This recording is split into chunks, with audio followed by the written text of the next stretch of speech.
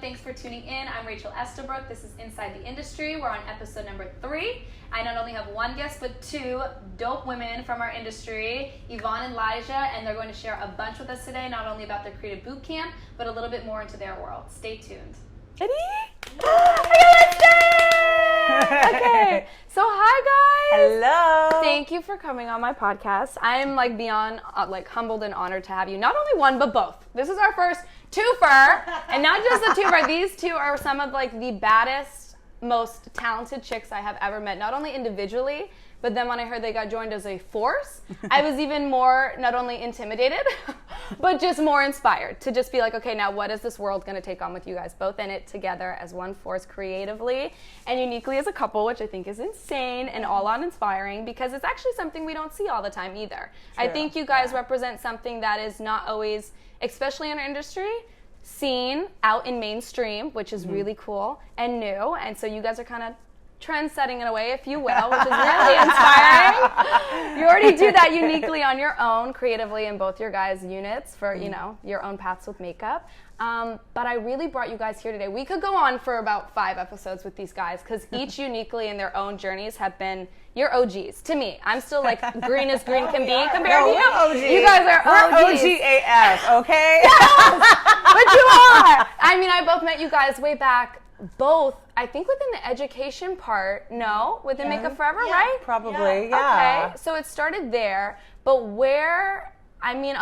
you both to me started off in that way. You had your corporate routes, you were head Makeup Forever, right, in education, get me wrong? Yeah. Okay, and then Yvonne, you started not with Makeup Forever though, no? No, Right. I kind of just showed up in New York City. Which we love. Because I'm from Canada originally. Yes. So I was on my path in Toronto for many years working in the industry. Yeah. And then I got on a work visa to come here with Makeup Forever. Okay. As their regional educator, I think. Yeah. So I had the East Coast of the country and then in the 4 or 5 years that I was here, I kind of moved up and ended up as their national educator. Okay, and because you used to come to GSP once in the day when I was doing retail back there. I was doing the Americas or North America. I was on the road all the time. Everywhere. I was a road warrior. Which is crazy. At what point did y'all collab? When did you guys get to know each other? That was years ago. No, actually, I met Yvonne. We built a Makeup Forever. She was my teacher. teacher. They built a Makeup Forever store in Canada, and I went there to do a training, her onboarding. So that was the first time I met Yvonne. Oh my god, guys, I didn't know that. She's so cool. She's so wonderful. And she is so talented too, right? So she was just like this. Lijha just thought I was a big old straight girl because I had a boyfriend at the time. All you did was talk about your And so boyfriend. she was like, "There's no way." She's like, "Here's us for Halloween, and then this is us on vacation, and then this is us." I was like, "Oh, she's a straight girl." You're like, great. Thank you for that. Thanks for ruining my heart. Turned out to not be a straight girl. Well, that is actually very true. Both of you, though, I didn't. Spoiler that wasn't alert. a thing. Spoiler. Okay. Same. No, I'm kidding. I can't believe I didn't know that even ever working. Was that something that you guys were like? I know I've in my past relationships, even been present. I'm very open, sometimes to a fault of how much I share about my relationship or to friends or family, and they're just like, whoa girl, slow it down. Let's keep some things to ourselves here. And I'm like, oh, okay. I'm that type. No, I've been the Samantha Jones my entire life, okay? Yeah, I run my mouth. It was, I don't want to get too deep into it, but it was torture. Yeah. To hide that for me personally, because I'm like a private person in some ways, but when I'm excited about something, I'm a sneezer. I am affecting everyone, and I want everyone to know, and I want to inspire love. And I remember because we were kind of in and out of relationships privately in this relationship for like 4 years while we were working at the brand. Sure. And no one knew. And like in our breakup moments, I remember being like, someday we'll write a book about this. Yes! Like, slam the door, you know, like. I don't know if you guys are Anchorman fans, but we used to always say like, I want to stand. I didn't have a microphone. I had a mountain. Oh my God, I would stand on it. Yeah, I was screaming. Because not only were we like dating, we were like madly in love. Oh, we had found something that we had never experienced before in each other. And we were just like having this like big major love moment and not able to share it with anyone. Yeah. And so it was, I mean, with a few select friends and family. Of course. Who we tortured because they were also sworn like, to shut your mouth. secrecy too, which is awful and terrible to do to someone. You know what I mean? And so it definitely was.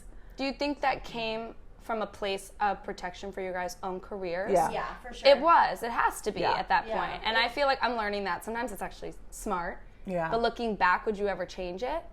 Would you keep that course?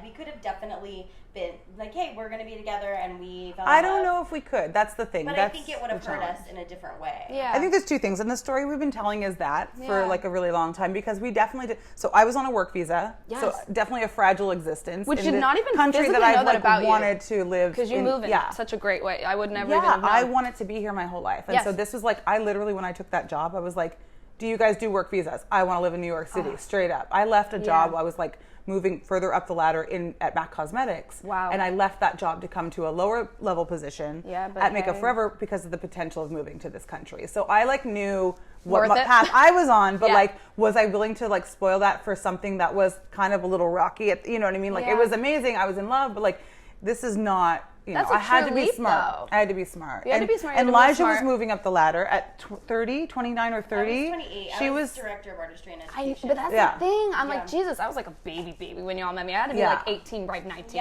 But I remember seeing you guys and I was like, oh my God, one day. Because you guys did just have such a caliber of artistry and work ethic. But you both were still fairly young. For the titles you were holding at that time. We did a different, probably a different path than you. Yeah. Which was like going to makeup school and then working as a freelance artist. Yes. I never went to makeup school. I was a self-taught makeup artist. Okay, that's fine. And then I worked at MAC for a really long time. Yeah. I was there for like 8 years. Shit. And I moved up there, and I actually have a marketing communications degree, which helps in corporate world. Hugely. You can be an artist and have, you know, artistry, but then also be able to speak to your peers about business acumen and things that, you know, come pretty natural to me, which is marketing. So that really helped me move up at Makeup Forever for sure. And it's really impressive. It's a synergy too. It's like being at the right place at the right time. Right. Because the brand was just expanding in the US. Yeah. They didn't have a lot of infrastructure set up. Yeah. And I came in from a brand where I had exposure to big infrastructure and how to make a department run and how to make I'm just laughing because so she was pro media educator when I met her. Yes. They moved her into a role of pro media and she was on Face Off. So I remember meeting her in my training and then seeing her on Face Off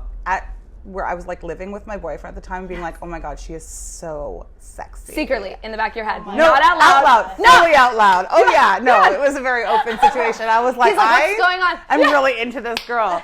And I remember like actually the first time I came to stay in New York, actually we spent some time in Paris doing a training with Danny Sands. It was like all the body painters from like all over like Makeup Forever. I actually remember seeing that and being like, how do I get there? How do I go to that? I know. They kind of like plucked us out and put us in this group of people and we hung out the whole time. Oh, God. And again, she thought it was like a straight girl. And then I was like, oh, every time I come to New York, I like love staying a little bit longer because I want to live in that city.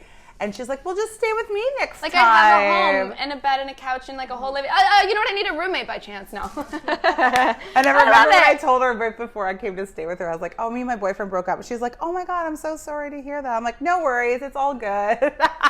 So you knew it was almost something. I mean, people talk about that. Are you the most driven woman like ever? She had. When I tell you, I'm not. I don't have that same drive. No, like, I'm more yes, like you a do. fairy. I'm like, oh yay! You do in the right. You do. Okay, you would not get where you are without. I have a drive that's like a little bit different. Yvonne has like laser focused drive.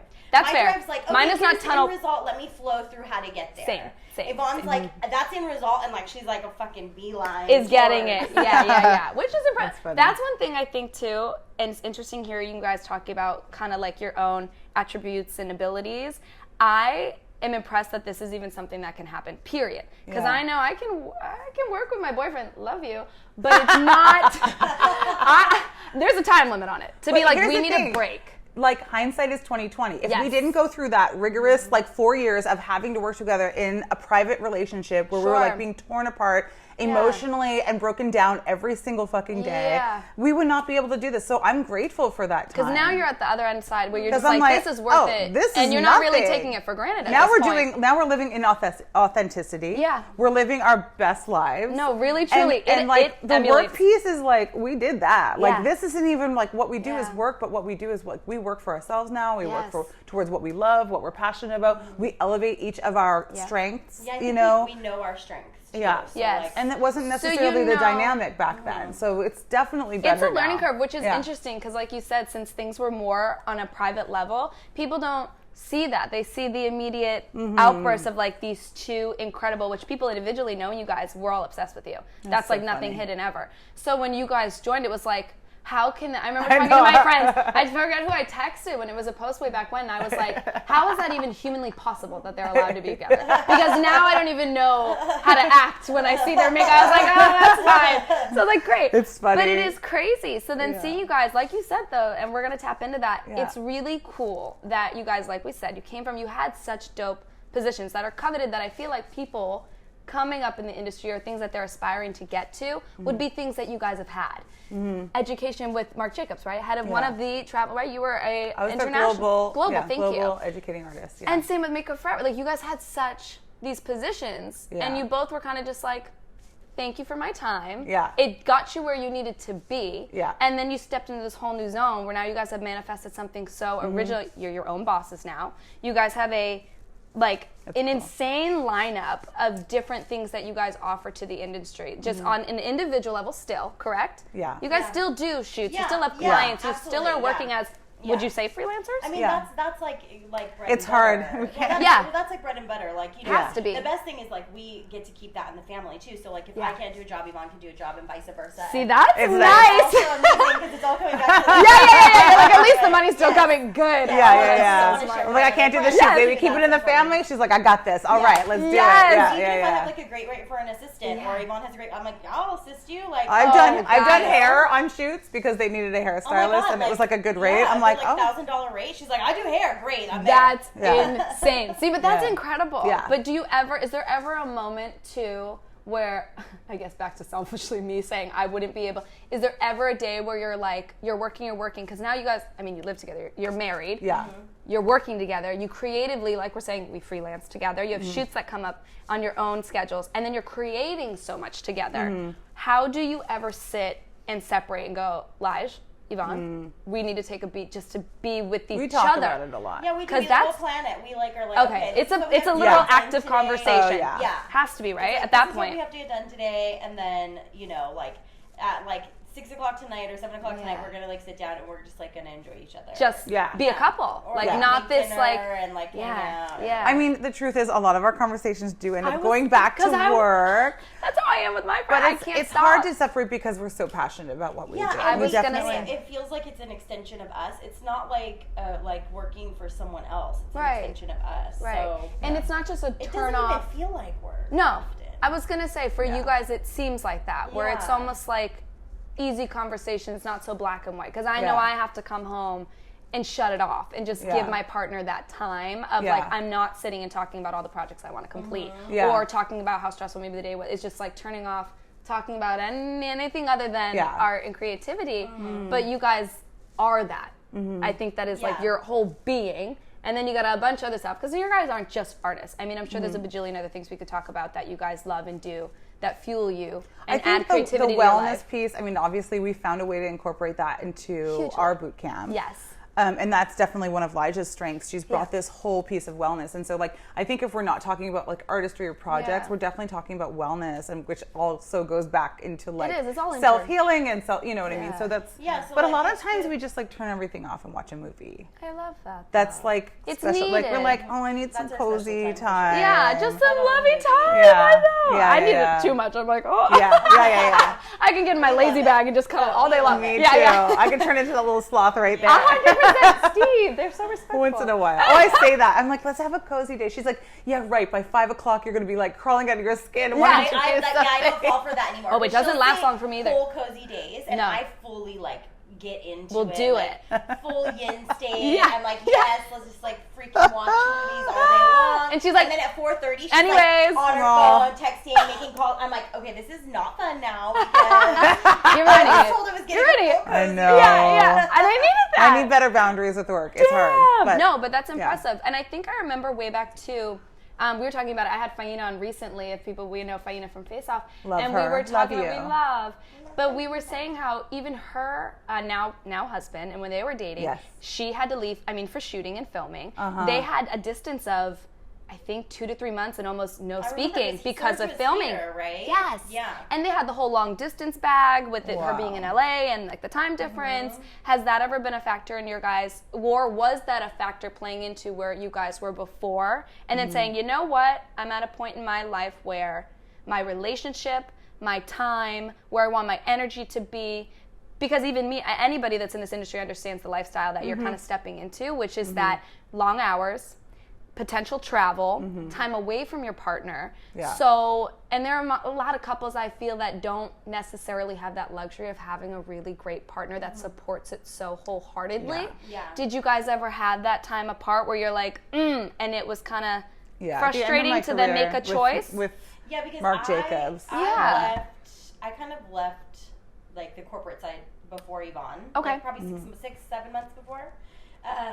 And I made that decision pretty, like, my dad got sick in, like, October of 2017. Oh, wow. And I decided to take a leave of absence from work and go and be with him. And so Yvonne was still working in New York, or in LA, I was in LA. based in LA, and traveling everywhere, but then, like, wanting to be there. But her dad was in Arizona. My dad was in Arizona. Oh, my God. So it was in a very small town in Arizona. It's not like, it doesn't even have an airport. I can imagine with it. So Yvonne was like flying into Vegas. I was going to pick her up, and we were doing like a lot of that was stressful for obvious reasons, like of course, family, which we don't, and like we had just gotten back together, so it was also like a lot of intensity around 100%, that. And my dad ended up passing very quickly.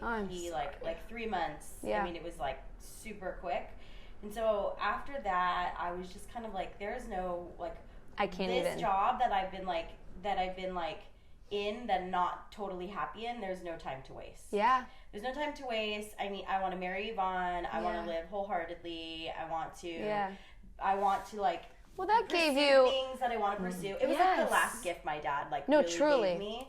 And often like days when he was sick, we would just be like laying in bed chatting, and he's like, of course, like like most fathers, he's like, really proud of me, but I was like, Dad, I'm like not happy at it, and like he's like basically like, what the fuck are you doing? Why then? What are you doing with that? Like, don't even be there. And to hear that and like and see him being in a state that he was in, I was like, okay, like I just need to jump, and it was really scary. It's scary to make very scary the transition from like every 2 weeks you get a paycheck, you get your vacation, you get your bonus, you get all these little cushy things, and I did it, and it's been like 2.5 years now. Wow. And then I think that was a push for Yvonne too. I stayed in my job. At that point, I was still working as a global artist, and my travel schedule was totally insane. It was great. I remember watching it on Instagram. And that's like this lady. It was borderline abusive. No, really, truly. Because it's wild. Weekly, I felt like you were in 3 different places, and I was like, how does she even I would go sleep? On trips to Europe where they would have me waking up in a city, training, flying out that night, waking up in a new city, training, flying out that night. I mean, for like over a week at a time, I'd get a day off in whatever city I was. To then try to even catch up. Yeah, how do you even... Sorry. No, and then you want to utilize your time because you're like, well, I also want to enjoy this. Right. But like just being a boardroom. I'm going to go on vacation myself. Like, don't give me a day off. Truly. But like when you do that, you're like, your days are, you're working 18-hour days. You're on airplanes. Like all of that is work. And so it was going on like that I was in that role for under 2 years, but it is a very high burnout rate. Guys, that's still a very long time. Because I toured for a little bit, and that was grueling enough. Like, And I was doing a traveling job with Makeup Forever prior to that job. So it got to the point, I remember I was in Stockholm, and it was like November. It was Thanksgiving. and Lijha was with her family, and I was like on I think a 2 or 3 week thing. I was gone for a really long time.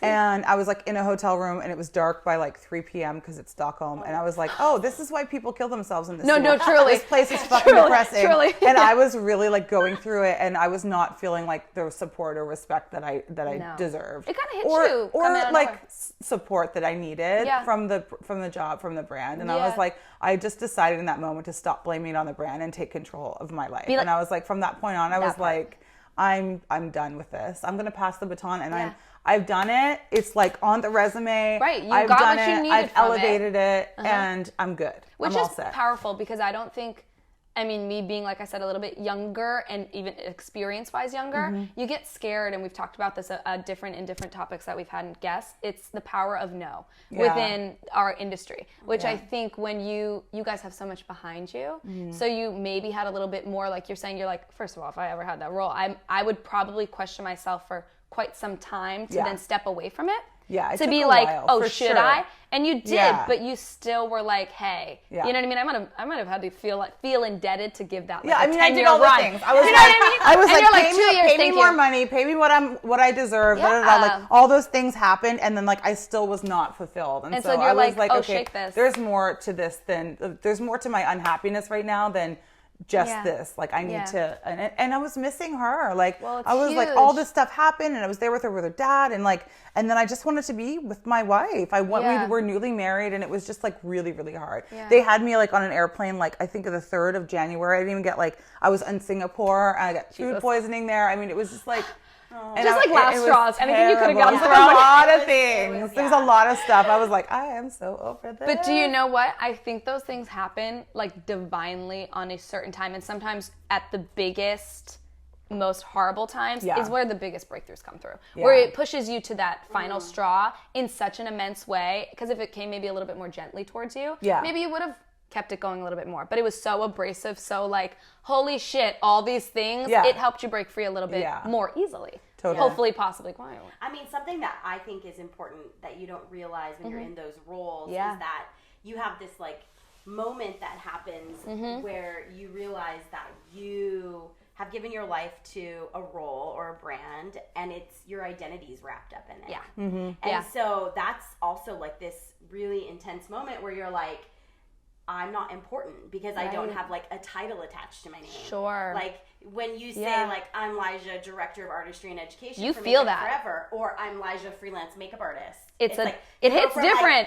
Like, I'm one of one to like, I'm one of millions. Yes. You know, and so there's this moment that happens that you really have to get real with yourself. Where it's humbling. You have to say like, you know, I like stayed in this role for as long as I did because there was something that was not only my 2-week paycheck and not only my vacations or whatever else, but it was also some sort of validity that you got as being a valid member of the industry. 100%. There's notoriety in it because you have, like you said, that title, and people look at it. I mean, we're very status-based, which is kind of sad and messed up, but it is something just within our community, and I'll just speak wholly in our industry, but it is. Everybody's reaching for that title. It's a very hard thing to do, what you've done, and step back.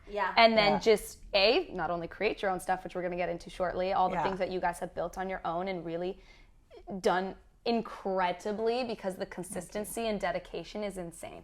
And I don't think people realize that, but it is huge. And I think a lot of young artists going into that, they don't realize, like you said, we have that end goal. What is that end goal? Why do you have that end goal?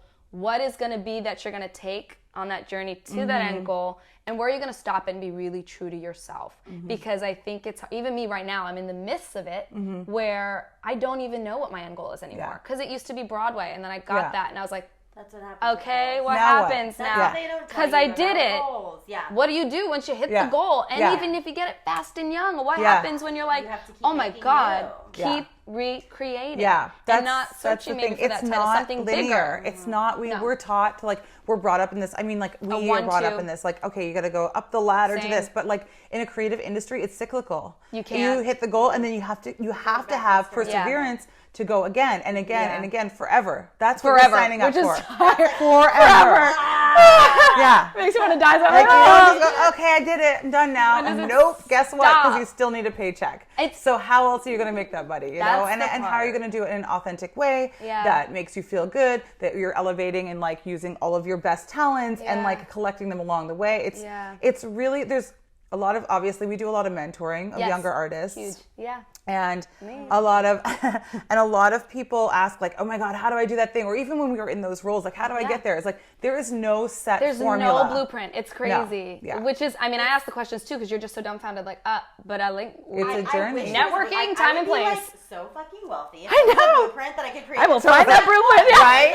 That too. Yeah. But that's not, for real. Listen to like so many people's stories and get inspired by their stories. Yeah. But the bottom line is everyone has a different path. 110%. And you have to trust your own gut and follow your own instinct on what that path is going to be for you to success. And I say that in quotes. Like, for sure. Because that looks different for everyone. Well, right? That part. Because I think it's a really big thing on Instagram and social media right now, which is hard, where it's if you're not, I think what's really hot right now, maybe it's just what's on my feed, and I've like made it that way, which I don't know how to change it. I'm trying to get it out there. But all I see is the kind of celebrity bag. So it's like the big red carpets, a lot of huge things like that, as far as people and their success. And then me having that comparison game in my head, which is really hard to shake sometimes, I think, with social media. Yeah. And you're looking at all these people, and I'm deeming that success. And because I haven't done that full throttle, but then I have to sit back and be like, okay, girlfriend, you've done X, Y, and Z that maybe the person next to you hasn't. That's still success. That's still grand. There's artists following you that are like, oh my God, look at all this Broadway Which stuff. you never feel that way, though. Yeah. In a way, you have to step back. Someone else is sitting at their phone in their house in the Bronx looking at you and thinking the exact same thing. And be like, oh shit. Totally. You have to kind of take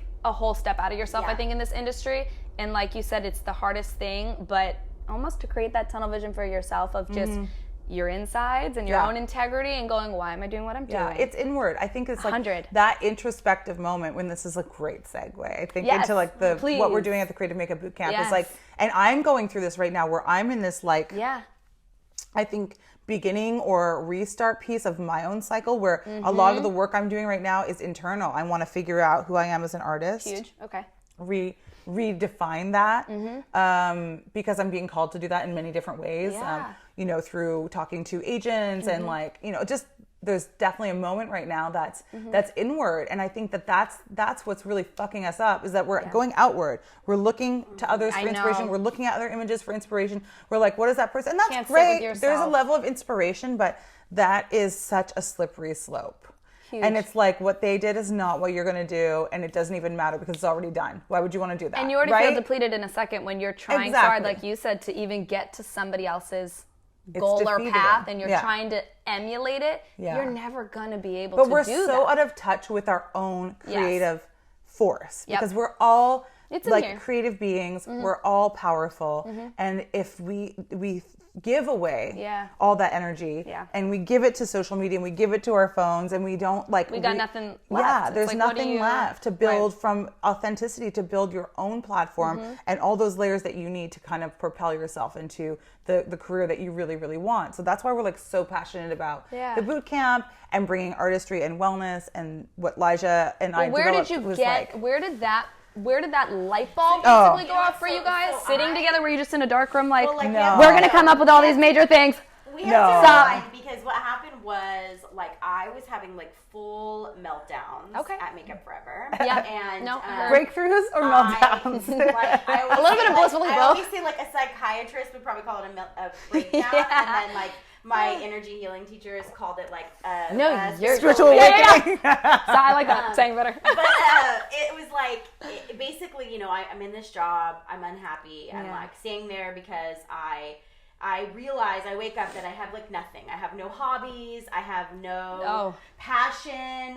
I'm just like waking up and doing this 9-to-5 job that's so uncreative, by the way. Like you might have a creative title, but it's like you don't realize how restraining. Sell foundation. Yes. Like kill me right now. Yes. Right. No. So I just was like in the darkest place, and 100%. I long story short, I basically started going to energy healing school, like hands-on healing. Whoa. And I really got in touch with my spiritual connection, which I was completely lost for. Like I used to be totally atheist, agnostic. Like, I just that is believed interesting. in nothing. Never knew. And you would never know. Period. I believed in nothing. Yeah. I believed in nothing. I mean, I've always been into earth-based religion in general. So like sky, ground, water, earth. Like that was what I've always been into. Sure. But I really was in a place where I was like void. I felt empty. And so I started studying energy healing, and I loved to learn, and it was fascinating. Like it was like a really quick snapshot of all of the different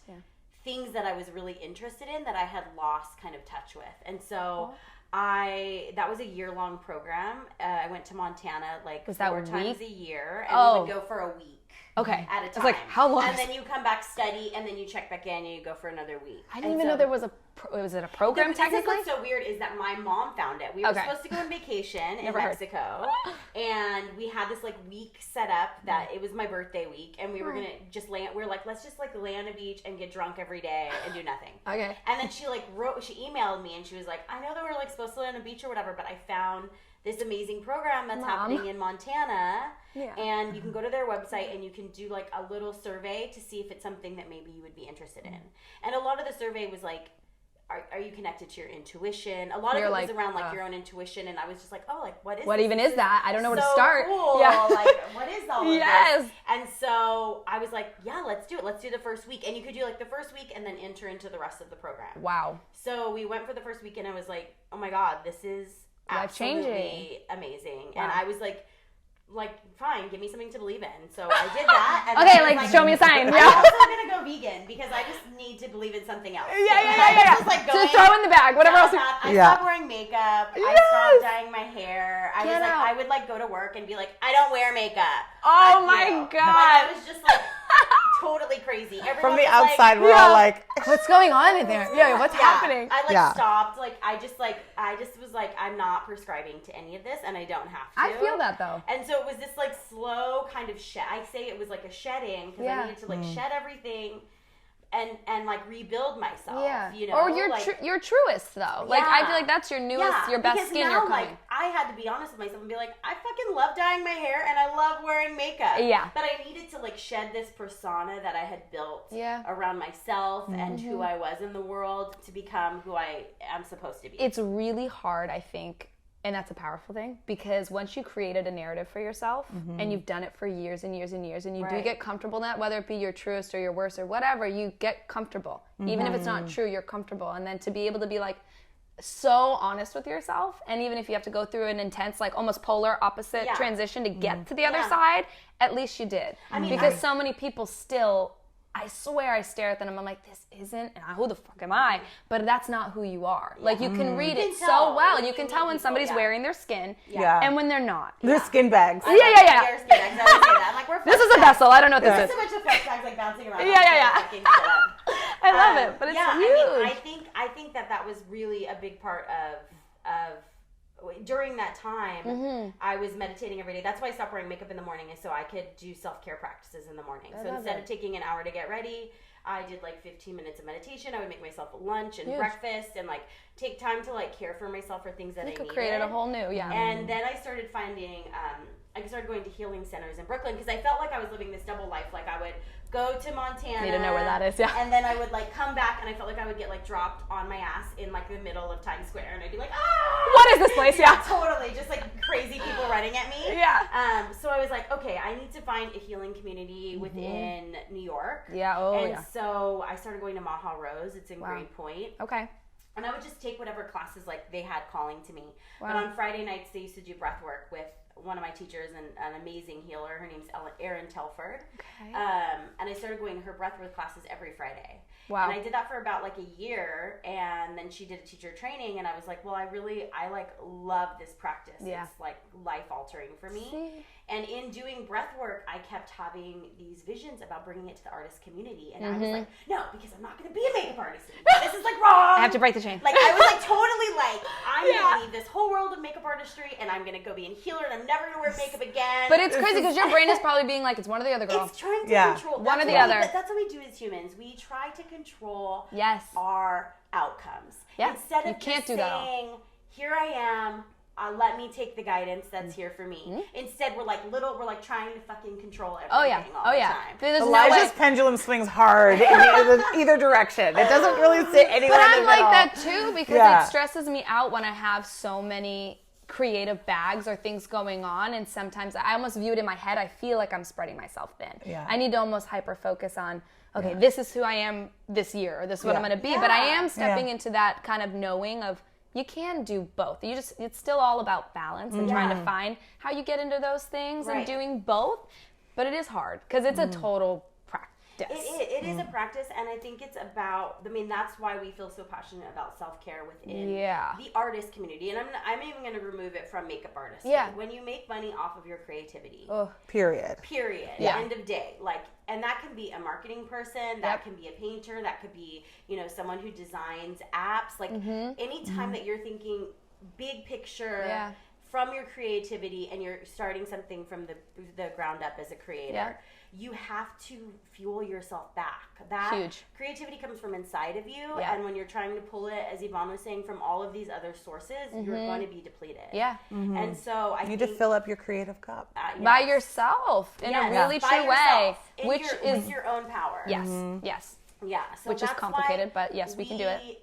I think it was a combination of two things. It was a combination of that, of feeling like the creative industry in general needed wellness, and then also that there were so many classes going on where these makeup artists, it was like full ego. It's like, no, I'm a brilliant makeup artist, let me stand here and show you how I hold a brush, right, and I'm gonna talk to you about patting this and touch it. No. And if you buy what I use, then you can be like me, but I'm not going to teach you any real techniques. But I'm not going to ever let you that close in. $2,000 for a 30-minute demo. Take your money. You see how amazing I am. Yes. And then there's no connection after the class. There's no follow through. There's no real true connection to getting to know that person. Yeah. And you really, some people buy into it, but I think that people are just like, why would I ever? But if you're truly trying to elevate yourself as an artist, you're trying to grow and evolve as an artist, you need more. You need tangible education. Things that you can use. Communication. You need to bounce off it. I know I can't just sit in a room and be like, create. Even though I know we're saying take it from within, but I need, that might mean me going out with my girlfriends or doing things to be tantalized and have that communication. Me strongly with women, I have to be in a group of, I'm thankful less that my friends are my friends are all creatives, but it's all good, guys. She's a busy lady, but it's nice to be able to sit around. I know if I'm just sitting with my boyfriend, there's so much I can get from him, but I'm like, okay, I need to go be around a group of women and women that understand exactly my point of view in creativity and just to bounce off, whether that be struggles or things that are inspiring me to help fill up my cup, but you have to create that community. It's not a self journey. It's necessarily in this community. And then the other piece was, we talk about like inspiration, like this is inspiration, this is finding and settling in, but then like what happens, like we say like the transformation piece, like what are the physical tools that I can use now when I'm not feeling super inspired, but I still have to get paid. Yes. And so that's what are my rituals, but then what are some tools that I can lean on when I need to be creative? Okay, well, I now have a really acute understanding of color theory, of texture, placement, all the things that we can use as artists. And I think, again, the industry is very watered down with these like ambiguous techniques. It's like, okay, this is how I contour on my face. That doesn't tell me anything about how I can do that on a million other people. Skin tone, shape, sizes, everyone. Because it's not one fits all. You can't just take one. So there's like fundamentals that we were really feeling we're getting lost in all of this. And I love it. I love the industry has like exploded. There's so much accessible to us, and I say it all the time. We're all working.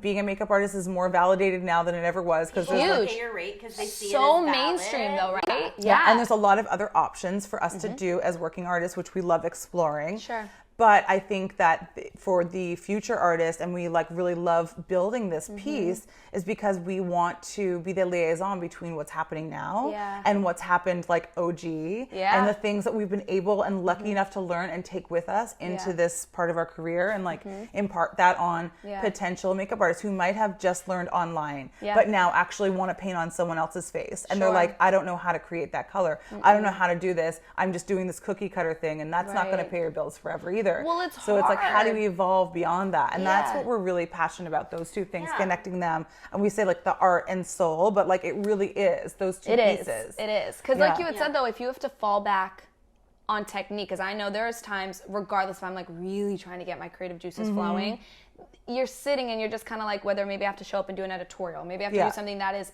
completely me creating something out of nothing. Sometimes you're given the direction, and it kind of helps because you're kind of getting those little notes to be like, it's in this decade, or it's based off of this, and you can kind of riff, and it helps like at least put a little fire. But if you're starting from nothing, let's say people building a book, I think it is interesting in what you guys offer, which is cool, is what do you fall back on? Do we go to color theory? Do we go to pure technique and skill? Where does the creative part come in? How do we fuel that? Or are there just days where you're kind of just in the motions of stuff? And then to really have that solid education behind it. But here's the thing, you get it because you have like invested in yourself. You have spent a lot of time and a lot of money, I'm sure, investing in yourself as a professional working makeup artist. So you've been able to take these tools, and I think like some of the things that we're talking about are like maybe a little bit beyond where someone might be as a first starting out, but this is like the continuation, or this is like, okay, now I want this to be my professional career. And I think that's why we connected so well, because you were one of the first people to be like, I'm on board, because you had done when it came out. Other work. You were ready to move into that next step. I don't think the Creative Makeup Bootcamp is for everyone. I think it is for people. That we always say that the right people come. That's interesting. You have to be at a place in your life where you understand burnout, where you understand, okay, I might be in a space where like I've done really good before, and then I've also been in a space where I've like really fallen on my ass, and how did that feel? And I think that having artists that are already working and kind of been through it, experienced those things, I think that they take something different. I think new artists get the most out of like newer artists, and then we have a lot of people who are like have gone through like a whole generation of artistry or two. It's interesting. And the you people guys have that a show broad up, spectrum in your class. It's pretty broad. You have to be willing and open to know that creativity is not just about talent. Nope. You know what I mean? Like, and anyone who comes in and is like, oh, like, I follow Nikki tutorials and like I want to be just like her, like they're not going to enjoy our class, like because they're not going to get it. No, they're signing up for go to Makeup by Mario's class. You're going to love it. Do you know what but I mean? there's this entertainment piece of makeup artistry right now. Yeah, it is. And education. I say education loosely because it's not necessarily like these are not trained educators either. That's the other piece that we're forgetting about. It's like, oh, I do makeup, so I'm automatically an educator. Not really. Well, that's the part that's killing me. We live in a world where everyone who owns a camera and a palette at home and is like, well, I'm a makeup artist. And you're just like, oh, I'm going to teach you. And I'm going to teach you. I remember somebody was like, Rachel, you need to teach. I said, I don't even know what I'm doing. I can't teach somebody. I have no idea what the fuck I'm doing on set. Half the time, I don't even know how to articulate what I'm doing myself. But I do it. So that's my part where I know my bag. I'm like, I'm not a teacher. I'm not. I can barely. Maybe not now. Maybe not now. Maybe someday. I like motivationally speaking to people. I like gassing people up and being like, you can do this. I like that to the younger generation and going to Makeup Forever and being like, you can, because it is a crazy thing to turn over. And when you finally are working and getting paid your rate and doing things, you're like, oh my God, people are paying me to do this. Like, that's a thrilling thing when it's not no longer a hobby. I love You're like, oh my God, whoa, you're going to pay me $500 to powder a white dude's nose? What is happening? I was like, this isn't artistry, but this is good. Like, I'll take it. So it's interesting. But you guys. I still feel like that. I do too. I feel very powerful when that happens. Like, oh, thank you. Whoever established that rate, I was here for it. It's like, that's our imposter syndrome. I get it too. I'm like, am I worthy of this? Am I worthy? But I'm like, I feel like I'm faking it. 15 fucking 20 years, well, isn't that right? insane? Well, but like, I still feel like an imposter sometimes. No, everyone feels like an imposter. That's human nature. Is just we all feel like that. I mean, I can't speak to the rest of the world, but I know anyone that's in like a creative field feels like that. Like, you have to question yourself at one point. Like, I'm basically like a kid in this grown-up body, and like they're paying me like lots of money to be here. Oh my God! Especially when you're on. Do you guys ever remember your like first? Let's say maybe really exclusive or like one of those. I know we've all maybe had that moment, especially starting out where you were given that job. Let's say it was maybe something at Fashion Week. Maybe you're like, oh my God, I'm on Pat McGrath's team, or I'm on like, and all of a sudden you have an aha moment of like, oh shit, like I'm amongst these people. I'm also here, which that's my biggest to get out of the imposter syndrome for people who have that, and I still today. It's a really nice thing to center yourself when you're in a room with, like, how I feel right now, sitting with these guys, having them on my podcast. It's crazy because you sit there and you're just like, how did I get here? But I am here for a reason. And we're in the same room right now because on some level, even though we're all different and we've all had a completely different journey to get to the same space, in this moment, present day, we are in the same space. Yeah. And I deserve this. And I deserve it. Yeah. And I got here for a reason. And to own that and be in That's just like being present. I think that is so important and so powerful to propel yourself into those next steps, because you've taken that moment to check in and go, okay, I balanced that. I made it here. What's next? Right? What's next? And I think that might be a personality type of someone who just is driven. Like you're very conscious of every step that you're doing and the work and the energy that you've put in. And I do that a lot too, where I'm like, it's a pinch me moment. It is. But I'm going to enjoy it. I'm here. Yeah. And although I'm on to the next 5 things in my head already, I know. I try to be really present in It might be moments. like a solid 15 minutes of feeling special, and then you're like, anyways. Yeah. Thank you for that. Yeah. I know. Yeah. Now tell me, because I wanted to know, we were segueing into all your things, and I kind of want to like name drop what you guys have going on, and especially because you recently had something, which like we just talked about, you're ever evolving. And you guys are ever coming. I don't know how it keeps happening, because I'm always just like, they've hit their boundary, and now they're just going to expel. I'm like, no, they're just going to keep coming. I'm Don't like, I feel like they haven't even started. Isn't that crazy? See, that makes me super excited, and people should get ready for it, because if they haven't even like dipped into the Yvonne and like Lijha pot, they need to now, because I mean, there's like the cauldron. Yeah. There's so many formats though that you guys even have out, which I thought was like crazy. I was looking at, you have individual, and we're going to tag you later for all the people to follow and know. But you guys have your individual Instagrams. We also have Lipstick Queers, which I want to dip into. Yeah. We have the Creative Bootcamp, and within the Creative Bootcamp, we got a lot of things going on. Yeah. So let's talk about that real quick and see maybe what even is our most recent endeavor that you guys have it going on in the early 2020 year. Right. What are we having on today for everybody? Not to date this episode, but today is what? The 6th of January 2020. Yeah. Very exciting. New decade. We're new. And we decided, well, we've actually been on different wellness journeys. Lijha, of course, with the one that she just talked about. Huge, yes, I love. The crazy thing is when she was studying in Santa Fe for when I went for breathwork. One of her breathwork healing sessions that she was training. Okay. We were apart that year. That was the year that we were. A whole year? I know. It was like 9 months. Were you already married then? No, this is before. This is when I left that other brand, and we had to like step back from everything. Oh damn, that's hard. I don't know if I can do long distance. I'm gonna be real. We were together at all. We didn't talk. We separated for 9 months. Okay, well at least it's a little bit easier. So we dated. You're kind of on your independent bag. Well, that helps you move fast. Broke up. We did like the secret relationship, and they were like, "I can't do this anymore. This is toxic. We gotta like show my shit." And then all this stuff happened, and she did her healing journey, like dove deeper into it. Yeah. And I was on this other thing, which I've always subscribed to, like the law of attraction, power of manifestation, power of positive thought. Yeah. And so I took my I guess learnings a little further, and I went for teacher training or train the trainer with Mike Dooley for Infinite Possibilities training in Santa Fe. We were literally in Santa Fe training at the same time in May 2017.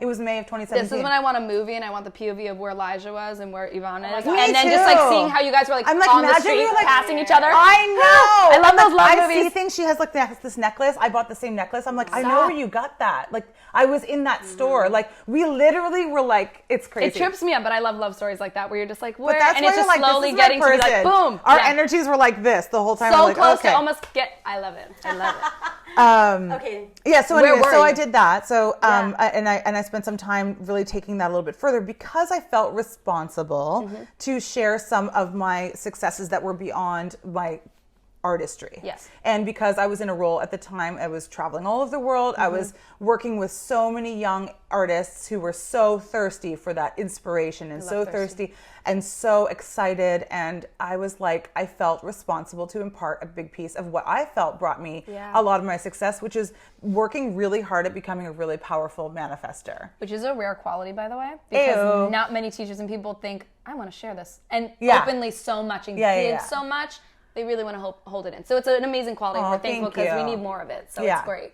I mean, it's just like, I think that's what I'm saying. Like being an artist and being an educator are two different things. I truly feel like I'm both because I've worked hard and I've done a lot of training and studying to be both. So I took that training and I took a lot of those pieces with me and started to, I reached out to the kendo corporate world. I wanted to train all of the like people who worked within that world.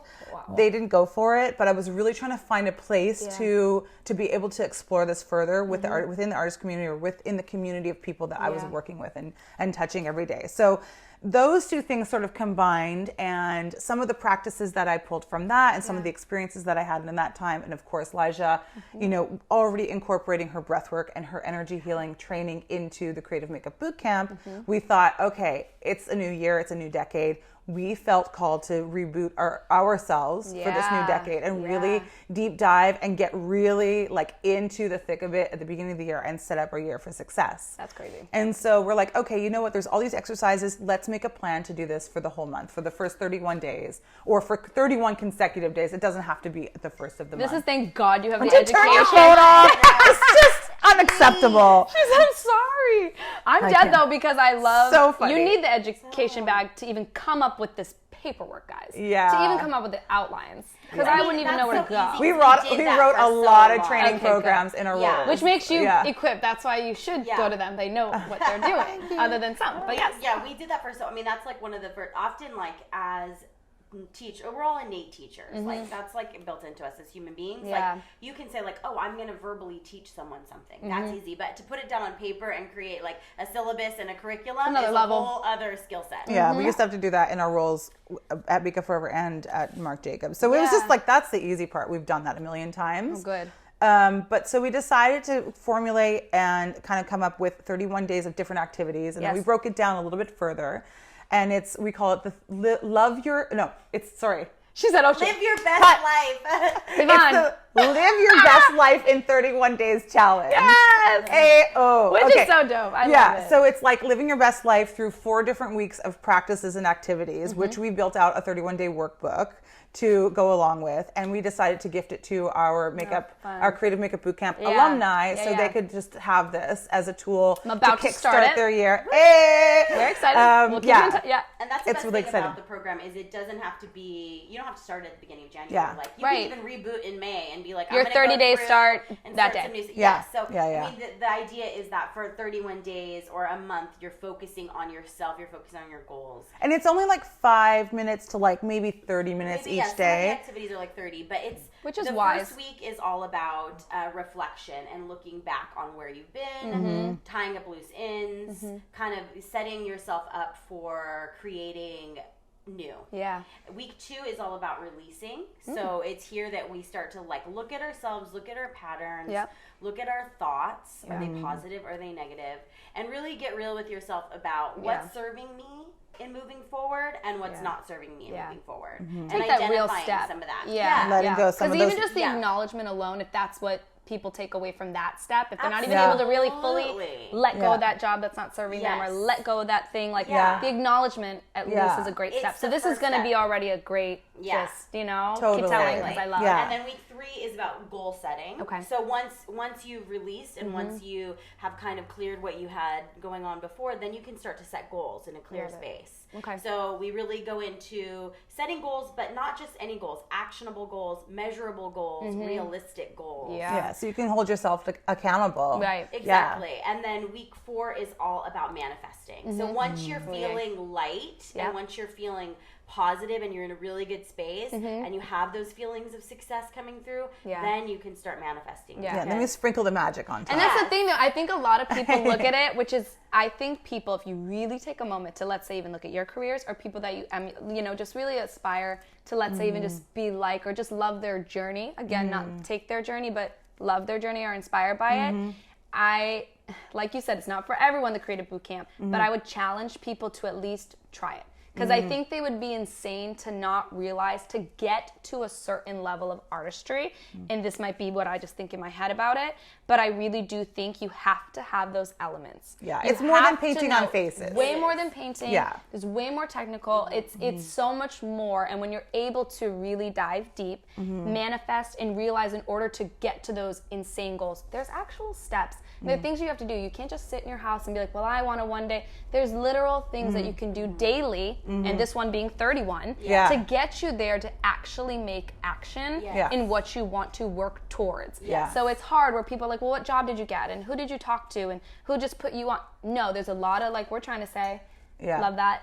Steps to get you there and on your own that you can be working on daily. And people are like, okay, manifest. I know a lot of people kind of poo-poo it. They don't realize the power in it. No. And until you do and just lean into it, even if it might feel really foreign to you at the time, I can almost guarantee, and maybe you guys can agree with me or not, that you're going to benefit from it. You're going to benefit from that mindset, period. Yeah, I mean, I like to say like manifestation is a combination. It's your thoughts plus your actions. So they have to work together. So if you're sitting at home and you're having negative self-talk about your skills or negative self-talk about where you are in your life or negative feelings and emotions, but then you're taking all these actions, you're sending these emails, you're contacting these people, like straight up, you are fucking yourself. You're fucking yourself. Like you are in a negative loop. And so your thoughts and your actions have to line up. And they have to be inspired action. It can't just be like, well, Rachel got this job at emailing this woman, so I'm going to email this woman. And then it's going to happen for me. It has to be in your gut. It has to feel, you have to feel resonated with that. And those are the inspired actions that we have to take when you're having the good thoughts and the good feelings around those. And I've noticed that if you really do sit back with yourself, because there's been jobs that I think I want them, but I actually don't. So I'm sitting there putting that out in the world, and I do end up getting it because I'm so heavily thinking on it. And even with this podcast, I mean, I thought on it, and this thing, thank God, but it took a lot of action and investment and time. Of course. But there are other things that I've then manifested in a bad way, where I'm convincing myself that it's something that I want, and then once I'm in it, I'm like, oh shit. Like people take away, like if you're, everything is so aligned. Your thoughts, the actions behind it, you gotta marry the two. Yes, hugely. Oh, yeah. I think it was 3 years ago. It was all this 2017 year. It was such a crazy year. God. And I spent, I actually did something like this. It was different, definitely different exercises, but it was, I spent the first month, I was like on a major detox. I quit smoking that year. Oh, it was congrats. Like so many things. Yeah, after That's 18 a hard years. one, man. Yeah, no, I know it. Yeah. And that was the year that I went for the teacher training, but because I was like, holy shit, this really works. And I think I've always been like a little bit of like a witch or a manifestor or whatever since I was like, witches are my favorite. Right? Yes. But I think I really focused on it that year, and I had all the clarity. I was, feeling really empty because I had lost the relationship and the person I was in love with. So it's just, I had no choice but to refocus. Yeah. And, so that year, I think 3 of my biggest dreams and goals happened within the first month and a half after I finished this. I worked the Super Bowl. I worked the Super Bowl with Lady Gaga. I wanted to work with her again. Yeah. I worked on the biggest runway shows of my entire career, and the love of my life came back into my life that year. And so those were 3 major goals for me. And was that something and it wasn't specifically her either. So so I had to let that go.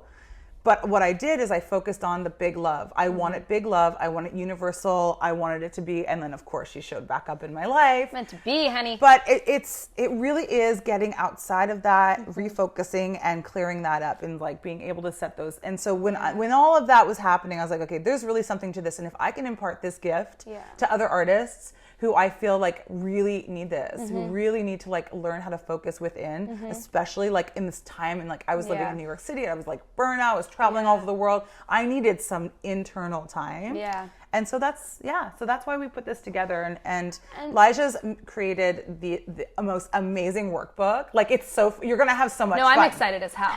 Well, there's like writing exercises, there's drawing exercises, there's meditations, there's affirmations. You're going to get uncomfortable. You're going to get comfortable again. It's like so fun. It's really, really fun. Part of it. Well, it's a gift though that you guys have given for sure. I mean, we wanted to give a gift to everyone who supported us because we felt so much love and so much support from our community, and we wanted to be able to give back. And at the Creative Makeup Bootcamp, we have a few levers that we can pull. Like one, obviously, we have like the wellness piece, and I think this 31-day challenge is really a part of that wellness piece. What are we doing to give back to ourselves as artists, and to set our goals and to get really clear with ourselves?